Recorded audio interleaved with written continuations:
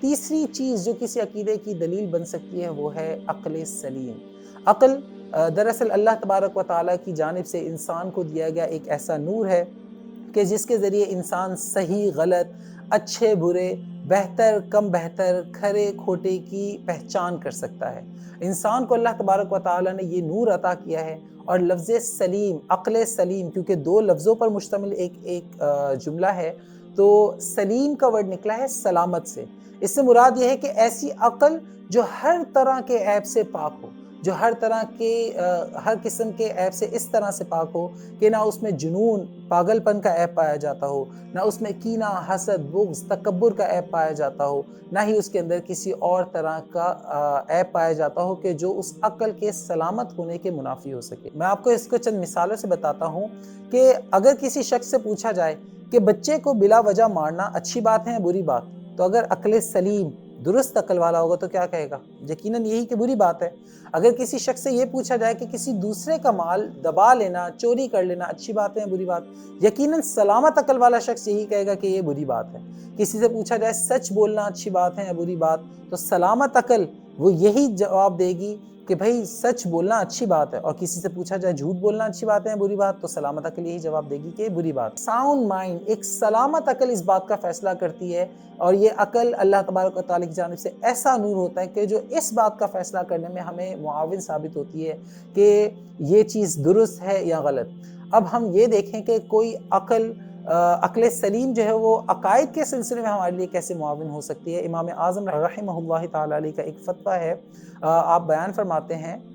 آپ کی جانب یہ فتویٰ منسوب کیا جاتا ہے، اور وہ یہ کہ آپ کا کہنا یہ تھا کہ اگر کسی قوم کی طرف بظاہر دین اسلام کی دعوت نہ بھی پہنچی جائے، تب بھی ان پر لازم ہے کہ اپنی عقل کو استعمال کر کے وہ اس نتیجے پر پہنچیں کہ ہر چیز کو پیدا کرنے کے لیے کوئی نہ کوئی سبب ہے، اور لازم ہے کہ کسی نہ کسی سبب پر جا کر یہ سلسلہ رک جائے۔ کوئی نہ کوئی ایسی ذات ہو جو تمام اشیاء کو بنانے والی ہو، اس کے علاوہ کوئی چیز اس کو بنانے والی نہ ہو، اس ذات کو بنانے والی کوئی چیز نہ ہو۔ تو یہ عقل سلیم اس بات کا فیصلہ کرے گی، اور اس سے ثابت ہو کہ یہ جو بھی ذات ہے جو تمام اشیاء کو بنانے والی ہے، خود اس کو بنانے والا کوئی نہیں ہے،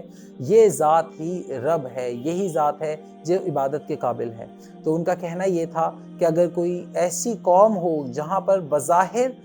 کوئی نبی، کوئی پیغمبر، کوئی دین اسلام کی تبلیغ کرنے والا نہ بھی پہنچے، تب بھی ان افراد پر اپنی عقلوں کے استعمال کے ذریعے لازم رہے گا کہ وہ اللہ تبارک و تعالیٰ کی وحدانیت کے قائل ہوں۔ بہرحال کچھ اسکالرز ایسے ہیں جو اس کے اوپر یہ کہتے ہیں کہ یہ لازم نہیں ہے، لیکن بہرحال اگر کسی سے پوچھا جائے کہ جو تم پر احسان کرتا ہے کیا اس کے شکر گزار ہونا چاہیے، تو عقل سلیم اس بات کا تقاضا کرتی ہے کہ یقیناً جواب یہی ہو کہ اس ذات کا شکر گزار انسان کو ہونا چاہیے۔ تو عقل سلیم کسی عقیدے کی دلیل اس طور پر بھی بن سکتی ہے، اور وہی ہمارا رب ہے، وہی ایک واحد اللہ تبارک و تعالیٰ ہے کہ جو ہمارے لیے عبادت کے لائق ہے، اور ہم اسی کی عبادت کرتے ہیں، اسی سے مدد طلب کرنی چاہیے، ہمیں اپنے معاملات میں اسی کی طرف رجوع کرنا چاہیے۔ عقل سلیم کے حوالے سے اللہ تعالیٰ قرآن مجید میں فرماتا ہے قُلْ سِیرُوا فِی الْأَرْضِ فَانْظُرُوا کَیْفَ کَانَ عَاقِبَةُ الَّذِینَ مِن قَبْلِہِم۔ آپ علیہ السلام فرما دیجئے کہ زمین میں سیر کرو، فَانْظُرُوا کَیْفَ کَانَ عَاقِبَةُ الَّذِینَ مِن قَبْلِہِم، اور دیکھو کہ کس طرح سے ان افراد کا انجام کار ہوا کہ جو تم سے پہلے پائے جاتے تھے۔ وَلَدَارُ الْآخِرَةُ، اور آخرت کا گھر، خَیْرٌ لِلَّذِینَ اتَّقَوْا، بہتر ہے ان افراد کے لیے کہ جو تقوی اختیار کرتے ہیں۔ افلا تعقلون، کیا تم عقل نہیں رکھتے؟ یعنی انسانیت کو اس بات کی طرف آمادہ کیا جا رہا ہے کہ اپنی عقل جو اللہ تبارک و تعالیٰ نے تمہیں عطا کی ہے اس کو استعمال کرو، اور اس عقل کو استعمال کر کے اس بات کی طرف پہنچو کہ اگر کسی شخص نے غلط عقائد اختیار کیے ہوئے تھے یا غلط اعمال اختیار کیے ہوئے تھے تو اللہ تبارک و تعالیٰ نے ان کا کیا انجام کیا، تو تم درست عقائد اختیار کرو، تم درست اعمال اختیار کرو، تم اپنی عقلوں کو استعمال کرو۔ چوتھی چیز جو کسی عقیدے کی دلیل بن سکتی ہے وہ ہے سواد اعظم، اور سواد اعظم کے حوالے سے نبی کریم صلی اللہ علیہ وسلم کی حدیث مبارکہ ہے، آپ علیہ السلام فرماتے ہیں لا یجمع اللہ امتی علی الضلالۃ ابدا، اللہ تبارک و تعالی میری امت کو، مفہوم حدیث مبارکہ ہے یا ترجمہ اگر میں مفہومی کروں تو یوں بنتا ہے کہ اللہ تبارک و تعالی اجتماعی طور پر میری امت کو کبھی بھی گمراہی پر متفق نہیں کرے گا۔ اور نبی کریم صلی اللہ علیہ وسلم، احادیث مبارکہ میں آتا ہے کہ نبی کریم صلی اللہ علیہ وسلم نے اشارہ کر کے فرمایا وَيَدُ اللَّهِ عَلَى الْجَمَاعَةِ هَكَذَا، اور جماعت پر اللہ تبارک و تعالیٰ کا دست رحمت یا دست قدرت اس طرح قائم رہتا ہے۔ وَيَدُ اللَّهِ عَلَى الْجَمَاعَةِ هَكَذَا فَاتَّبِعُوا سَوَادَ الْأَعْظَمِ فَإِنَّهُ مَنْ شَذَّ فِي النَّارِ، یا اس کا ایک پروننسیشن شُذَّ فِي النَّارِ بھی پڑھی جاتی ہے، کیونکہ جو جماعت سے علیحدہ ہوا وہ جہنم میں علیحدہ ہوا یا وہ جہنم میں علیحدہ کیا گیا۔ تو حدیث مبارکہ میں نبی کریم صلی اللہ علیہ وسلم ایسے گروہ کے حوالے سے ذکر کر رہے ہیں، نبی کریم صلی اللہ علیہ وسلم مسلم امت کے حوالے سے ایسی بات ذکر کر رہے ہیں کہ نبی کریم صلی اللہ علیہ وسلم کی یہ امت گمراہی پر کبھی بھی متفق نہیں ہوگی۔ اور جماعت کے حوالے سے بیان فرمایا کہ وہ افراد کے جو جماعت کے ساتھ، بڑے گروہ کے ساتھ قائم رہتے ہیں، اللہ تبارک و تعالیٰ انہیں دنیا و آخرت میں بھی قائم رکھتا ہے، اور وہ افراد کے جو جماعت سے علیحدہ ہو جاتے ہیں اللہ تبارک و تعالیٰ انہیں دنیا میں بھی علیحدہ کر دیتا ہے اور آخرت میں وہ جہنم میں علیحدہ کیے جائیں گے۔ تو اس حدیث مبارکہ سے ہمارے سامنے ایک اصول آیا کہ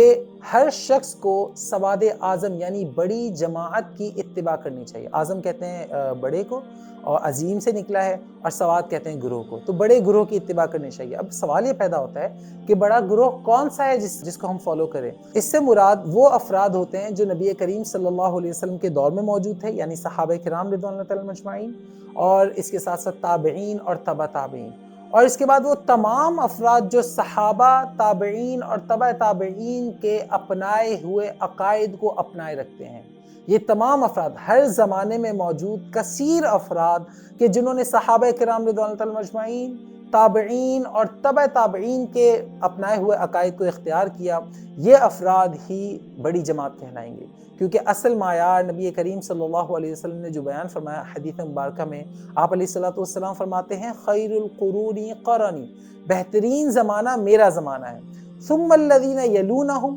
ثم الذین یلونہم، پھر جو ان سے ملے اور پھر جو ان سے ملیں گے۔ یعنی نبی کریم صلی اللہ علیہ وسلم کے زمانے میں صحابہ کرام رضوان اللہ تعالی علیہم اجمعین موجود ہوا کرتے تھے، تو نبی کریم صلی اللہ علیہ وسلم کے صحابہ، پھر ان سے ملنے والے افراد کہلاتے ہیں تابعی، اور تابعین سے ملنے والے افراد کہلاتے ہیں تبع تابعین، یعنی جنہوں نے حالت ایمان میں نبی کریم صلی اللہ علیہ وسلم کے صحابہ کی زیارت کی وہ تابعین، اور جنہوں نے حالت ایمان میں نبی کریم صلی اللہ علیہ وسلم کے صحابہ کو دیکھنے والوں کی زیارت کی، یہ کہلاتے ہیں تبع تابعین، اور اسی حالت میں ان افراد نے انتقال بھی فرمایا ہو، تو پھر یہ افراد بہترین زمانے والے کہلائے گئے۔ اب انہوں نے جو عقائد اختیار کیے تھے، انہی کو فالو کرنے والے علماء کرام، تمام تر اسکالرز، تمام تر مفتیان کرام، تمام تر اولیاء عظام، یہ بھی انہی عقائد پر تھے کہ جن پر نبی کریم صلی اللہ علیہ وسلم تھے۔ اور آج کے دور میں وہ افراد جو صحابہ کے پیچھے چلنے والے ہیں، جو تابعین کے، تبع تابعین کے، اولیاء عظام کے پیچھے چلنے والے ہیں، اسکالرز کو فالو کرنے والے ہیں،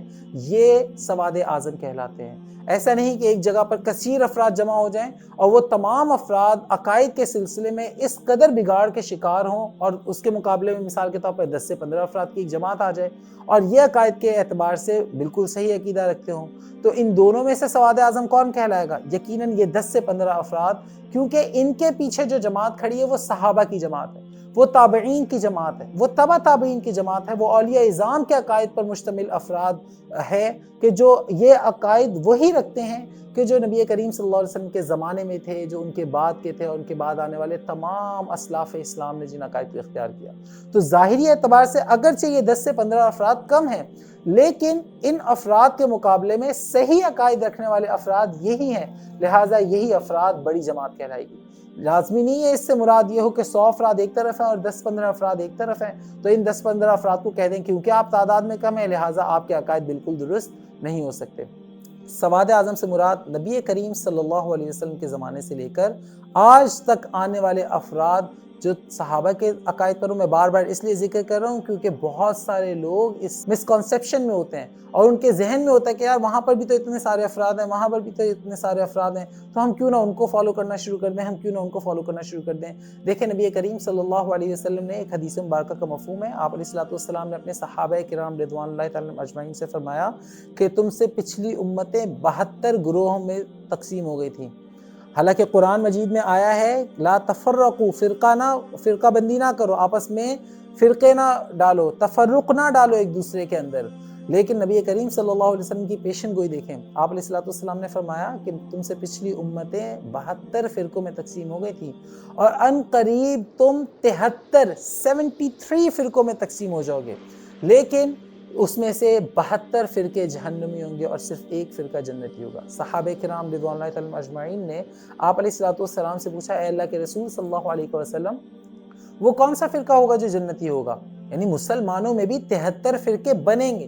آپ بنائیں نہ بنائیں، ہمیں منع ہے کہ ہم الگ سے فرقہ بندی کریں، لیکن نبی کریم صلی اللہ علیہ وسلم نے فرما دیا فرقے بنیں گے ہی بنیں گے۔ ہر ایک کی ذہنیت مختلف ہے، ہر ایک کی سوچ مختلف ہے، اس اعتبار سے مختلف سوچ کے حامل افراد کے مجموعے کو کیونکہ فرقہ کہتے ہیں، لہٰذا ایک جیسی سوچ کے افراد چند یہاں پر پائے گئے، ایک فرقہ یہ بن گیا، چند افراد ایک جیسی سوچ کے یہاں پائے گئے، یہ ایک فرقہ بن گیا، چند ایک جیسی سوچ کے افراد یہاں پائے گئے، وہ ایک فرقہ بن گیا۔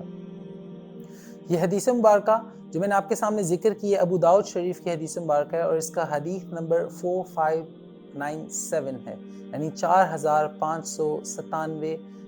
حدیث نمبر ہے، اور یہ وہ حدیث مبارکہ ہے جس میں نبی کریم صلی اللہ علیہ وسلم نے پچھلی امتوں میں 72 اور اس امت میں 73 فرقے ہونے کا ذکر کیا۔ اس کے علاوہ مختلف اور بھی روایات ہیں، نبی کریم صلی اللہ علیہ وسلم کی ایک حدیث مبارکہ کی روایت کے اندر یہ بھی ہے کہ اس امت میں 72 فرقے بنیں گے۔ بہرحال جو اسکالرز کا اپینین یہ ہے کہ یہ حدیث مبارکہ زیادہ قابل اعتماد ہے۔ تو ہم اگر ریپ اپ کریں اس ساری چیز کو، اگر ہم یہ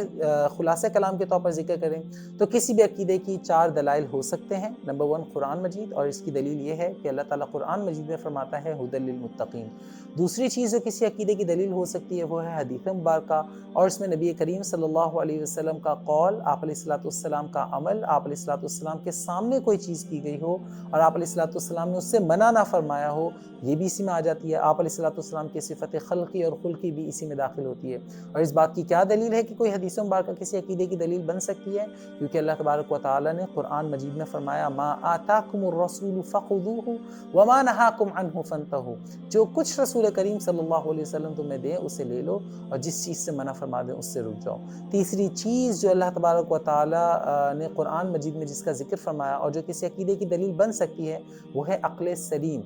یعنی ہر طرح کے عیب، ہر طرح کے بغض، عناد، کینہ، جہالت، ہر طرح کے حسد، تکبر اور ہر طرح کی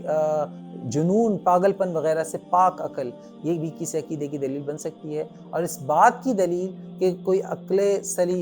سلیم کسی عقیدے کی دلیل بن سکتی ہے وہ یہ ہے کہ اللہ تعالیٰ قرآن مجید میں فرماتا ہے افلا تعقلون، کیا تم عقل نہیں رکھتے؟ اور اس کے کانٹیکس میں یہ بات موجود ہے کہ جن افراد نے اللہ تبارک و تعالیٰ کے احکامات نہیں مانے ان کی عاقبت کیا ہوئی، ان کا انجام کیا ہوا۔ تو عقل والوں کو اس بات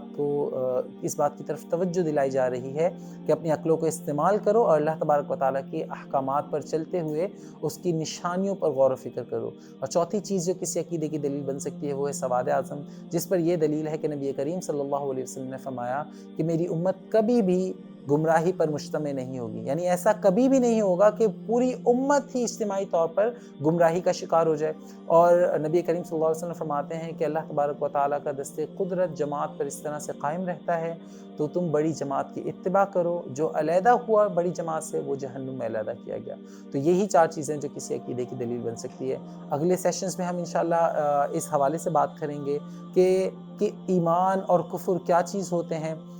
ایمان کس چیز کا نام ہے، کیا منہ سے اقرار کرنا اس بات کا، زبان سے اس بات کا اقرار کرنا ضروری ہے کہ میں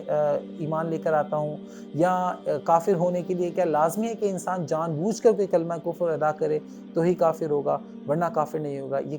کچھ مسکنسیپشنز ہیں، اس حوالے سے ہم ان کے حوالے سے گفتگو کریں گے۔ اللہ تبارک و تعالیٰ سے دعا ہے کہ جو کچھ سیکھا اسے سمجھنے، اس پر عمل کرنے کی توفیق عطا کرے اور اللہ تبارک و تعالیٰ ہمارے عقائد کی حفاظت فرمائے۔ ایک بات میں مزید مزید ایڈ کرنا چاہوں گا کہ اگر بتقاضۂ بشریت مجھ سے کوئی غلطی ہو جاتی ہے تو وہ میری ہی ذات کی جانب منسوب ہے، اور اگر میں کوئی صحیح بات کرتا ہوں تو یقیناً وہ اللہ تبارک و تعالیٰ ہی کی جانب سے ہے۔ دین اسلام کی تبلیغ کے حوالے سے نبی کریم صلی اللہ علیہ وسلم نے فرمایا بلغوا عنی ولو آیہ، یعنی پہنچاؤ میری جانب سے اگرچہ وہ ایک آیت مبارکہ ہی کیوں نہ ہو۔ ہم کیونکہ اسلام کو پھیلانے کے حوالے سے کچھ یہاں پر کوششیں کر رہے ہیں، اگر آپ کو لگتا ہے، اور یقیناً الحمدللہ رب العالمین یہ ایک اچھی چیز ہے کہ ہم دین اسلام سیکھیں اور دوسروں کو بھی سکھائیں، تو اگر آپ کو لگتا ہے کہ یہ چیزیں آپ کے لیے ہیلپ فل رہیں تو دیگر مسلمانوں کے ساتھ بھی ان چیزوں کو شیئر کریں۔ اس ویڈیو کا اگر آپ کے پاس لنک آ رہا ہو تو اس کو اپنے دوستوں کے ساتھ شیئر کریں، آپ خود بھی اور اپنے دوستوں سے بھی کہیں کہ اس چینل کو سبسکرائب کریں تاکہ یہ میسیج جو ہم کوشش کریں گے زیادہ سے زیادہ افراد تک پھیل سکے۔ اللہ تبارک و تعالی ہمیں اپنے نفس اور شیطان کے فتنوں سے بچنے کی توفیق عطا کرے۔ السلام علیکم ورحمۃ اللہ وبرکاتہ۔